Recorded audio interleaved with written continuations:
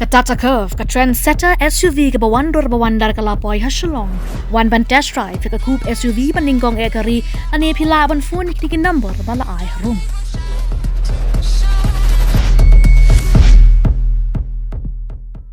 Special Project Director Swapnil Tembe Ulapente bagi don sanspa Tylli AA ki Skul ki bampat simlayo jeng Ithuh naka Sorkar lani ki bampat penrung kerteng hakatnat puli puti.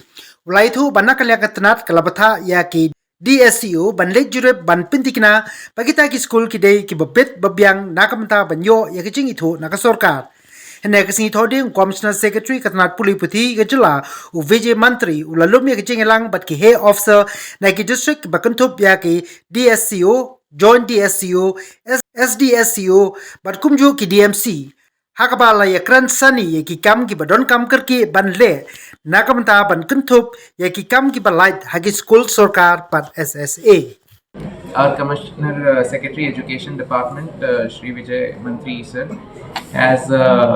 had called a major review meeting, I would say, where all the DSCOs, joint diesels, DSCOs, SDSCOs, and also the DMCs and all other supporting staff were there from all the district.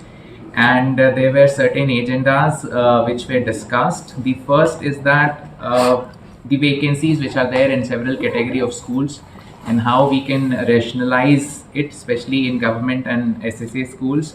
The second agenda was that there are certain schools which are unrecognized still. In the system, there's roughly, in our state, there are 500 schools which are still unrecognized. Now, what recognition means is that there is some kind of a document which is issued by the government or government officials. For example, elementary schools, the DSCOs are supposed to issue the recognition. There are different forms of document. It can be a opening permission, it can be a provisional recognition, it can be a permanent recognition. But unfortunately, in the system, because of the legacy issues that is in the past, without receiving these recognitions, the schools have opened up. They are functioning. In fact, they have a UDICE code as well. So now there is an instruction from Government of India also that we have to take care of these unrecognized schools. So we have ask them to go and verify whether they have all the required basic amenities so that they can be recognized. So this is very important. The next point which was discussed is about clustering of schools. So now what has happened is that in the same place, in the same school, there are different sections. There may be LP school which is recognized as a different school. UP school is having some different UDICE code. Secondary school is having some different UDICE code because they are getting aids from different schemes. So in principle, they are only one school at one place. But basically, they are like in the system, they are being shown as 4 schools. So what this means is that if we merge all these kind of schools, if there is some kind of a merger, and they are supposed to be one school, then our total number of schools will come down drastically.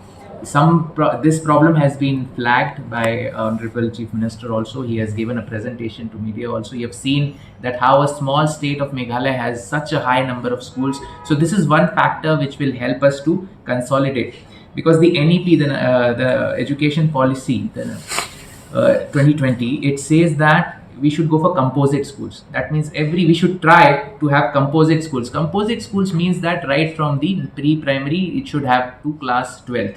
Because if there are different schools, like one place you are having LP, 2 kilometers from here you have UP, 10 kilometers you have secondary, then somewhere you have higher secondary. So on an average, a student in Meghalaya has to change the school during his lifetime in schooling. He has to change his school like 4 times. So that results in dropouts. So we should take some steps for composite schools. So this clustering of schools basically. So now what will happen is that our DSCOs, SDSCOs, SIs, DRP, CRP, they'll go to the field, they'll check what are these schools, and then they'll report to us. And then from department, the decisions will be taken. Another point which was discussed was that inspection of schools. So now our session this time started on 10th of February, and on the first day itself from Diesel we had issued a instruction to all the DSCs, go to the field, check whether the schools are open or not. So they have gone, they have given their results and all that. But we want to make it a regular affair, and we have told them that whenever there is a possibility, they should inspect more and more schools, and there are different aspects of inspection, whether teacher is there, whether meals are served, whether books are there, whether uniform are there. So they have been told to inspect, including the SIs, DSEOs, DMCs, everyone. We have given instructions to increase the number of inspections and share the results with us. We have also developed an app, which is the school monitoring app, and we have asked them to, whenever they go to a school, what happens is that they just go, come and see, but nothing is documented. So now with this app, they will document what is there in the school, what is not. So we will also, sitting here, we can also see what is happening.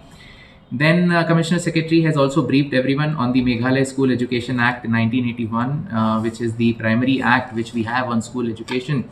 And there are various provisions which requires revisiting and implementation. Many times what happens is that we do have provisions in law for various things, but we do not implement it. So that is why he thoroughly briefed everyone on all the aspects of the School Education Act, and everyone has been directed to implement this and to give suggestions in case some changes has to be made, because this was in 1981.